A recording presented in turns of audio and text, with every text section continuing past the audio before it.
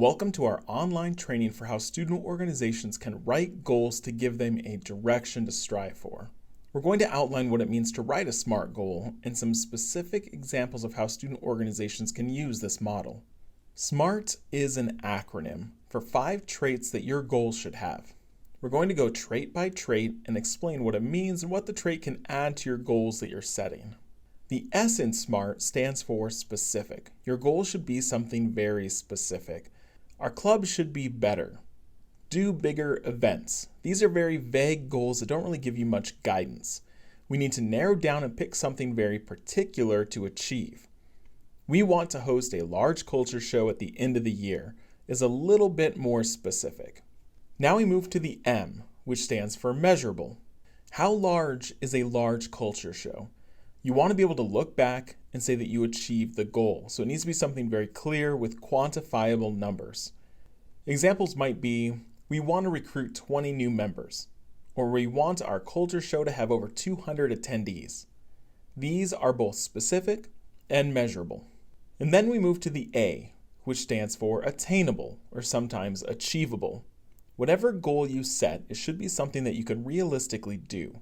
If there's 5 people in your club, recruiting 50 new members might be a bit unrealistic. Your first culture show ever likely won't draw 200 people. Make sure that you're setting goals that you think you can actually achieve. You also want to make goals that are relevant. If your organization is a pre-law organization, setting goals to host a karaoke night with your members isn't quite relevant. Fun, sure, but your goals should align with the vision and purpose of your organization.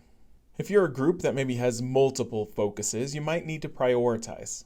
If you're a cultural group but also a pre-health group, you might want to think about which is really your focus. Is doing a night of cooking cultural food really the focus of your pre-health organization? Make sure that your goals are relevant.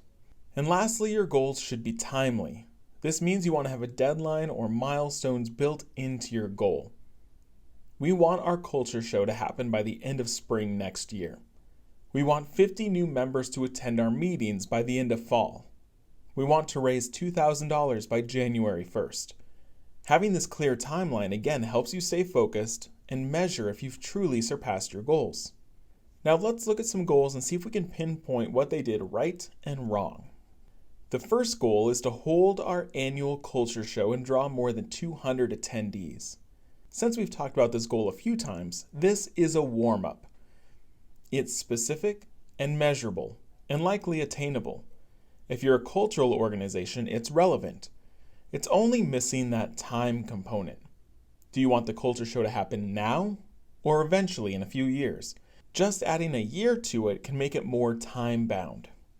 The next goal is to secure business sponsorships to pay for our end-of-the-year banquet, receiving $1,000 a quarter, $3,000 total. It's specific and measurable, and it's got a timeline on it. It's relevant since fundraising applies to most everyone. The only question is if it's attainable, if the group's never pursued sponsorships before. It might be. How about do a better job of transitioning officers?